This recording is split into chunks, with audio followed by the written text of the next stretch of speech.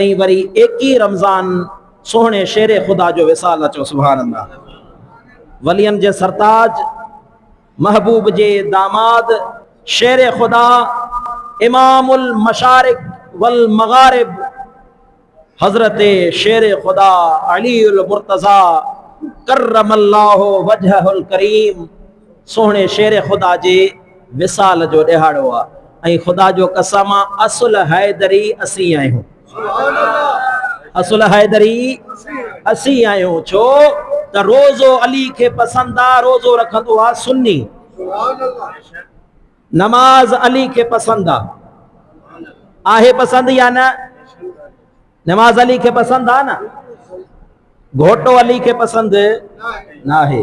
ऐं सुन्नन खे मुबारक जो सुन्नी घोटे वारा न आहिनि, सुन्नी नमाज वारा आहिनि। अली खे अबू बकर जो ज़िक्र पसंदि आहे ऐं सुन्नी खे अबू बकर जो ज़िक्र पसंदि आहे। अली खे उमर जो ज़िक्र पसंदि आहे, सुन्नी खे उमर जो ज़िक्र पसंदि आहे। अली खे उस्मान गनी जो ज़िक्र पसंदि आहे, सुन्नी खे उस्मान गनी जो ज़िक्र पसंदि आहे। अली के महबूब जी घर वारन बीबी खदीजतुल कुबरा, बीबी आयशा सिद्दीका, बीबी उम्मे हफ्सा, इन्हनि समूरन महबूब जे घर वारन जो ज़िक्र पसंदि आहे। ऐं सोना इहो समूरो ज़िक्र महबूब जे गुलाम सच्चे सुन्नी खे पसंदि आहे। पोइ सोना असुल हैदरी असीं आहियूं जो असां उहो कमु कंदा आहियूं जेको हैदर खे पसंदि आहे। ऐं अली जो नालो बावज़ू थी पाक ज़ुबान सां वठंदा आहियूं। पाक ज़ुबान सां बावज़ू, न को नशे में अली अली कंदा आहियूं, न को भंग पी अली अली कंदा आहियूं, न को मुंहिंजा सोना नापाक वात सां अली अली कंदा आहियूं। असां अली उन टाइम कंदा आहियूं जो वज़ू करे अच्छा वॻा पाए रसूलुल्लाह जे मिंबर ते वेही दस्तार पाए पोइ असां चवंदा आहियूं हैदर, पोइ असां चवंदा आहियूं शेर खुदा, पोइ असां चवंदा आहियूं अल्लाहु अकबर, पोइ असां चवंदा आहियूं त हैदर जहिड़ो बहादुर केर बि कोन्हे। तंहिंजे करे अल्लाह जी ज़ात सुन्नन खे ता क़यामत आबाद रखे। अल्लाह सुन्नन जे अदब खे ता क़यामत आबाद रखे। अदा असां बिन अखरनि में ॻाल्हि खुटाईंदा आहियूं। असां चवंदा आहियूं असांजी हिकिड़ी अख अहल बैत, ॿी अख असांजी रसूलुल्लाह जा सहाबी। माण्हू ॿिन्हिनि अखनि वारो भलो या काणो भलो? केरु चवंदो त आऊं काणो हुजां? अदा असां काणा न आहियूं।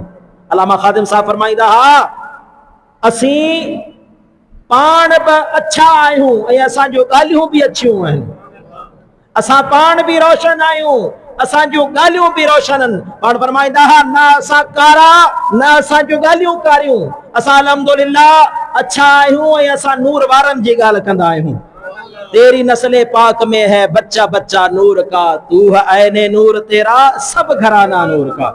अल्हम्दुलिल्लाह सुन्नी इने नूर वारे घराणे खे पंहिंजनि अखियुनि जो ठार सम्झंदा आहिनि, पर यार रसूलुल्लाह जे सहाबनि खे बि पंहिंजनि अखियुनि जो ठार सम्झंदा आहिनि। असीं चवंदा आहियूं इहो पैमानो सिधो करे हल, इहो पैमानो टेढ़ो न कर।